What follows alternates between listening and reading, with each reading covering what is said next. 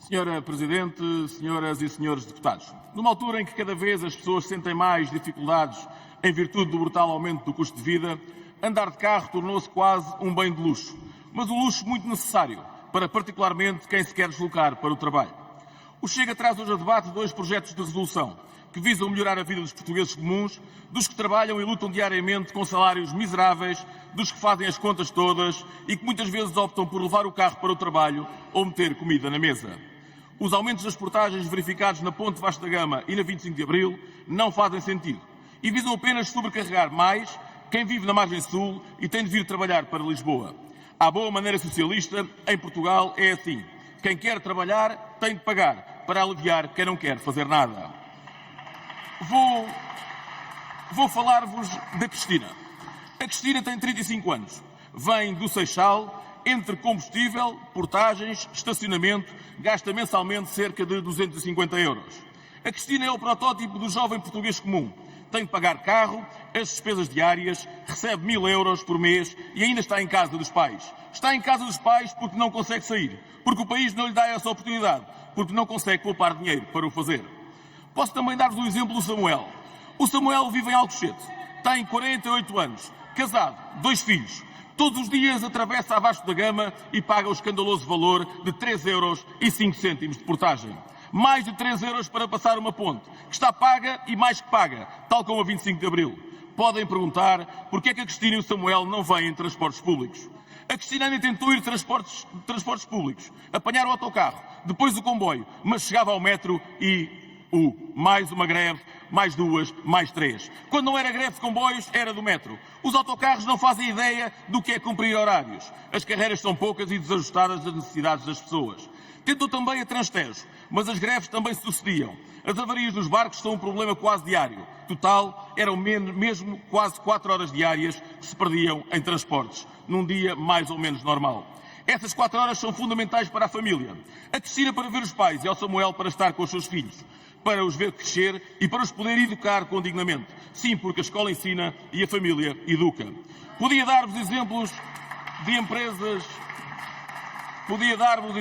empresas de transportes, distribuidoras, que também elas são vítimas de pagamentos obscenos de portagens.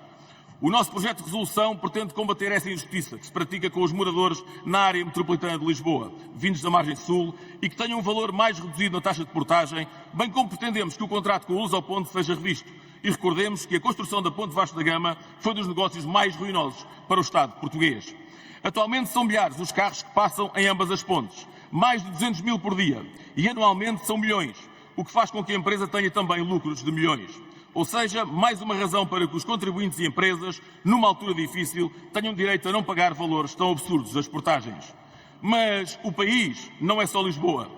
Em janeiro, depois das promessas da Ministra da Coesão Territorial de não haver aumentos nas portagens, às 0 horas do dia 1 foram as primeiras a ser aumentadas na grande maioria do país. Foi a prenda de Ano Novo socialista. Palavra dada, não foi, mais uma vez, palavra honrada.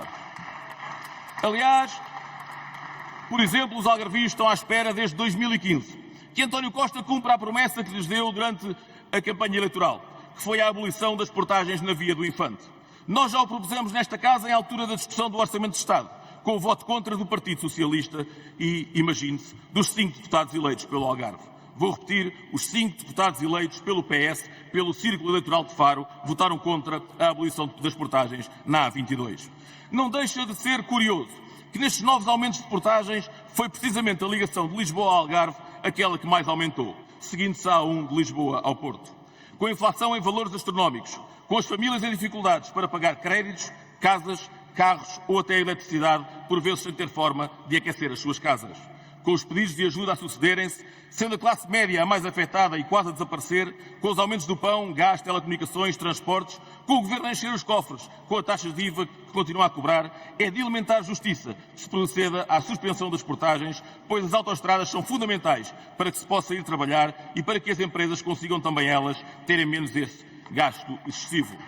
Já não bastava terem roubado as estradas nacionais aos portugueses, como aconteceu, por exemplo, na A23, na A24 ou na A25, como terem de ser castigados com sucessivos aumentos de portagens, alguns deles quase obscenos, e que nos leva a fazer a recomendação de, perante esta situação extraordinária de grande dificuldade económica da grande maioria das famílias portuguesas, congelar o pagamento das portagens, pelo menos até ao final de 2023. Porque para nós, sim, as famílias, as empresas e os portugueses estão em primeiro lugar. Disse.